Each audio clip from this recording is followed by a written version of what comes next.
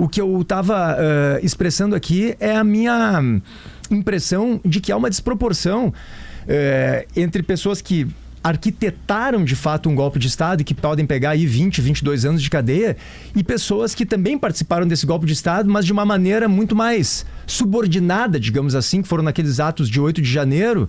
O exemplo da Débora Rodrigues Santos, por exemplo, que é aquela cabeleireira, né, que pichou, perdeu uma né na estátua à justiça ali do Alfredo Seschiatti, e ela está sendo condenada, pode ser condenada a 14 anos de cadeia. Eu queria que a senhora fizesse, dentro do possível, uma avaliação sobre isso, se a senhora não acha que há uma desproporção, embora, claro, ela seja uma criminosa, tenha que ser punida, e são 5 crimes, né, que estão sendo atribuídos a ela. Portanto, há argumentos, claro, para que ela fique 14 anos em regime fechado. Mas eu acho desproporcional quando eu comparo com as penas previstas para os arquitetos, para de fato os responsáveis, né, que fizeram campanha dentro do Exército para que um golpe de Estado ocorresse. Perfeito, a sua pergunta é ótima, porque ela me dá uma oportunidade de trazer aí um panorama e uma explicação. E assim, claro que aqui eu já vou me desculpar, porque, óbvio, eu não me debrucei integralmente sobre o processo da Débora, né? Nem cabe, isso é papel para a defesa e para a acusação. Mas a primeira coisa que a gente precisa ter em mente é o seguinte: existe uma regra no direito penal brasileiro que é a regra do concurso de pessoas. Todo mundo que adere a um crime responde pelo crime, pela integridade dos atos, ainda que exista aí uma divisão de tarefas, tá? Então, a pessoa que aderiu ao plano criminoso, ainda que ela não faça tudo, porque nem todo mundo faz tudo, mas uma vez que ela aderiu ali àquele plano, ela vai responder pela integralidade justamente por essa adesão. Agora, você trouxe aí 2 pontos importantes. A necessidade de você dar uma resposta individualizada para cada participação. E aí eu trago 2 comentários. O primeiro é que não é o fato de que a pessoa vai, uma vez aderindo, né? E aí, claro, tem que ter prova dessa adesão ao plano integral. Uma vez aderindo ao plano integral, não significa necessariamente que ela vai ter a mesma pena dos mandantes, não, dos cabeça, né? Das pessoas que são ali, que estão no topo. Isso é um ponto, porque a gente tem que aplicar a diferenciação entre autoria e participação. O autor é aquele que, nesse caso aqui, age com domínio do fato, né, que age com o controle total ou parcial da situação criminosa, e o partícipe é o mero colaborador secundário. Esse é um ponto que a gente precisa ter em mente para esse caso e todos. E o segundo ponto é um nome difícil que eu vou falar aqui, só para afirmar a posição, mas eu vou explicar o que é. Que a gente chama de cooperação dolosamente distinta. Basicamente é quando as pessoas querem cometer o crime de forma diferente. Eu vou dar um exemplo claro aqui. Vamos supor que você tenha 4 pessoas que decidam furtar um banco. E aí todo mundo combina: olha, a gente vai furtar sem violência, se aparecer alguém a gente foge.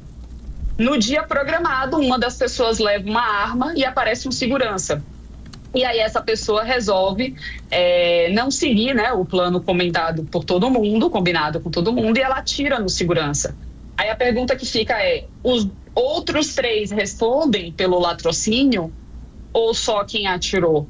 Nesse caso aqui, a gente pode dizer o seguinte: olha, houve uma cooperação dolosamente distinta, os 3 vão responder pelo furto e quem atirou vai responder pelo roubo seguido de morte, que é o latrocínio.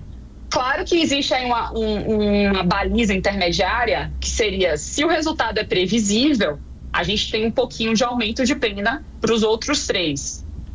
Basicamente essa regra que eu acho que precisa ser avaliada aí no caso da Débora. E eu, claro, confesso que eu não tenho condição de fazer essa análise profunda, porque justamente não me debrucei 100%. Mas eu acho que a gente tem que pensar nisso. Ela, de fato, primeiro, aderiu a todos os atos golpistas? Essa é a primeira pergunta que tem que ser feita e enfrentada. 2, uma vez que ela aderiu, ela, de fato, tinha a colaboração completa ali, a intenção completa, ou em algum momento ali o plano foi para um outro caminho que não era uma adesão inicial? Então, eu acho que isso precisa ser avaliado. E quanto à questão da pena, de fato é uma pena alta, e aqui de novo também falando do aspecto teórico, uma coisa que a gente precisa ter em mente é que a pena no Brasil e em geral no mundo, né, é a visão que se tem mais aceita hoje, ela serve não só para retribuir o crime, mas ela serve para prevenir. E aqui principalmente num aspecto de prevenção geral, que a gente precisa pensar numa pacificação e numa reconciliação nacional. Então, acho que isso também precisa ser posto, né? O julgamento está em andamento, eu vi. Um dos ministros pediu vista, né, para avaliar melhor a situação, e eu acho que esse é o momento, talvez, da defesa insistir um pouco mais nisso, talvez, ou até dessa questão ser levantada, né? Tanto essas questões aí dogmáticas da cooperação, etc., que são aí um núcleo duro, quanto a questão da função da pena mesmo. Se a gente somar todos, é que também eu vou perguntar para a senhora aqui, não vamos ter tudo de cabeça, né, doutora? Se a gente somar abolição violenta do Estado Democrático de Direito, tentativa de golpe de Estado, dano qualificado com violência, associação criminosa armada e deterioração de patrimônio tombado, eu queria que a senhora explicasse como é que funciona a dosimetria. A gente pega todas, o máximo que cada um dos crimes prevê, vamos supor que a abolição violenta seja 2, a gente vai somando, e eu não sei se a senhora teria de cabeça até quanto poderia chegar, porque daqui a pouco, se a gente somar tudo, seria até mais do que 14?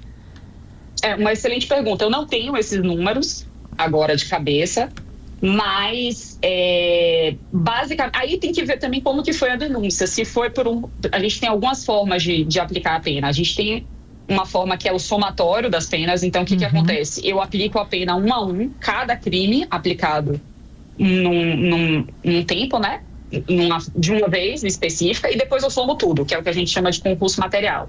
Ou eu posso ter o que a gente chama de concurso formal, que é a aplicação de pena mais grave com um aumento. Entendeu? Eu imagino, e aí de novo, né? Aqui, por uma suposição, eu imagino que tenha sido a regra 1, que é a regra do somatório das penas. E aí por isso tenha dado uma pena aí que num primeiro momento causa impressão alta, né? E eu acho que não foram a máxima de todos, porque eu tô fazendo a conta aqui, ó. Crime de abolição violenta do Estado Democrático de Direito seria 8 anos. A máxima, tá? Vamos botar tudo na régua lá em cima, que seria 8 anos. A do primeiro, né? Abolição violenta. Tentativa de golpe de Estado, a máxima é 12. Já padaria. Já seria mais, então ele não aplicou a máxima para todos. Deixa eu abrir aqui também. 4 para abolição violenta. Eu estou usando só 2 crimes, tá? Abolição violenta do Estado Democrático de Direito seria 4, a mínima, e para tentativa de golpe de Estado, a mínima seria 4, aqui já dá 8, se fosse a mínima. Mas aí o que a senhora está nos explicando é que, né, conforme for, e os atenuantes somatório, pode ser que ele não aplique a máxima, e nesse caso ele não aplicou. Há uma simbologia subjetiva de alguma maneira na estátua, né, doutora? Tem uma simbologia nisso, Sim. né? Mas a doutora toca num ponto importante que me parece que é a função pedagógica, né, de uma pena dessas. Para além da aplicação do que foi. Que isso não ocorra de tirar novo. a pessoa da sociedade para ela não fazer um golpe e dizer para todos os outros quem fizer golpe vai estar 14 anos. Enfim, Matheus Chu tá lá, tá lá no STF e vai fazer uma pergunta também. Matheus, por favor. Oi, bom dia, doutora, e obrigado aqui pela participação. Eu estou acompanhando agora aqui a fala do ministro Alexandre de Moraes, terminou há pouco a sustentação da PGR, a Procuradoria-Geral da República. Eu queria saber se, com base no que a senhora tem acompanhado do caso, né, da denúncia apresentada pela PGR até agora, se a gente pode estabelecer, até com os parâmetros dessas penas que vocês citaram há pouco, de pessoas que estavam lá na manifestação, se a gente pode ter uma ideia de que as sentenças que não serão proferidas hoje, como a gente disse, mas na análise daqui a alguns meses, elas serão sentenças bastante pesadas para quem, segundo a PGR, organizou, né, toda esta tentativa de golpe de Estado, que é este primeiro núcleo que está sendo julgado hoje, do ex-presidente Jair Bolsonaro, ministros e também integrantes da alta cúpula militar. Nossa, muito difícil dizer, porque ali a gente tem várias questões que foram alegadas pelas defesas que envolvem, inclusive, a ausência de individualização de atos dessas pessoas justamente que estão na alta cúpula e estão longe, vamos dizer assim, da execução, né? Principalmente do dia 8 de janeiro. Então, assim, é difícil dizer, porque é difícil dizer, primeiro, se a denúncia vai ser aceita ou não, 2, sendo a denúncia aceita, para quais crimes ela será aceita, e 3, ao final da instrução, que eu acho que vai demorar um pouco, porque eu imagino aí que a gente precise ouvir muitas testemunhas, são vários acusados, vários crimes.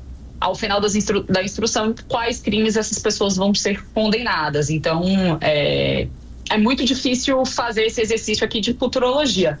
Mas pegando em tese, né, a argumentação, supondo que tudo esteja correto, enfim, em tese, a pena de quem organiza e é mentor deveria ser maior do que a pena de quem é um mero executor, né? Então, existe esse ponto. Mas, assim, eu acho muito difícil a gente fazer esse exercício agora. Eu acho que tem muitas etapas ainda para serem ultrapassadas. A gente precisa avaliar primeiro todas as alegações da defesa em relação às questões processuais que são importantes. Então, difícil mesmo. Doutora Ilana, o que tem de exagero jurídico em tudo isso que está acontecendo hoje? Tem alguma coisa errada, alguma coisa fora de rito, alguma coisa exagerada, enfim? O direito a gente aprendeu que numa turma do STF tem gente que vota num lado e a gente vota no outro da 4-3, né? Estou citando algum número patético, enfim. O que a senhora acha que em tudo que está acontecendo tem de exagero? Deveria estar no STF isso hoje? Essa pergunta enfim, eu queria fazer diretamente, desculpa, Potter, que é: o Supremo é o lugar adequado para se julgar isso aí? Olha, se você analisar que é um golpe, é uma tentativa de golpe imputada a um ex-presidente da República no exercício do cargo, eu acho que a simbologia de ser julgado pelo Supremo é importante. Mas essa simbologia, doutora, isso é uma regra? Isso é subjetivo? Isso está num senso comum? Isso está escrito num livro? Essa regra, vamos lá, existe uma regra de prerrogativa de foro que está na Constituição, né? Que as pessoas que exercem determinados cargos têm uma prerrogativa de ser julgadas nos respectivos órgãos. No caso, o presidente da República é o Supremo. Essa regra já sofreu aí balizas de interpretação variadas ao longo do tempo no Supremo. A gente já teve a regra da contemporaneidade. Qual que é a regra da contemporaneidade? A pessoa, em geral, não só o presidente, tá? A pessoa que tem a prerrogativa de foro, ela é julgada no tribunal específico enquanto por crimes relacionados à função e enquanto ela exerce o cargo, tá? E a gente teve a outra regra, que é mais ampla, que diz que, ainda que ela saia do cargo, os fatos que foram relacionados ao exercício da função permanecem na regra da prerrogativa de foro. O Supremo transitou ao longo dessas duas correntes aí nos últimos anos e, recentemente, ele firmou um entendimento que é mais amplo, ou seja, mesmo que a pessoa saia do cargo, uma vez que ela cometeu o crime no exercício do cargo, ela responde por este crime. Então, eu imagino que eles estejam aplicando aí esse entendimento da questão da prerrogativa. Mas tinha gente que não estava no cargo, né? Tipo a Débora, do Batom. Pois é. Mas aí é a ligação, né? Aí eles foram pela regra da conexão. Porque aí é importante, é excelente a sua pergunta. Porque quem comete o crime em conexão com alguém que tem a prerrogativa de foro, em tese também sobe, né?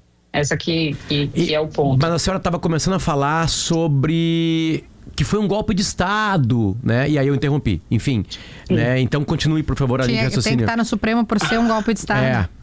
Não, calma. Eu acho que sim, que isso tem a simbologia importante. E agora a gente tem a regra da prerrogativa de foro, que o Supremo validou de novo, né? Ou seja, que ampliou, né, esse entendimento, vamos dizer mas assim. É uma instabilidade, porque na Lava Jato daí descia, né? Era tudo quem não tinha mais foro, porque deixou o cargo, descia para primeira instância. E aí acontecia, como o juiz era o Moro, que era bastante duro, o pessoal queria que fosse para o Supremo. Aí agora, como o equivalente ao Moro é o Alexandre de Moraes, o pessoal quer que desça, que não fique com o Alexandre. E aí fica meio uma instabilidade jurídica, uma hora é para cá, uma hora é para lá.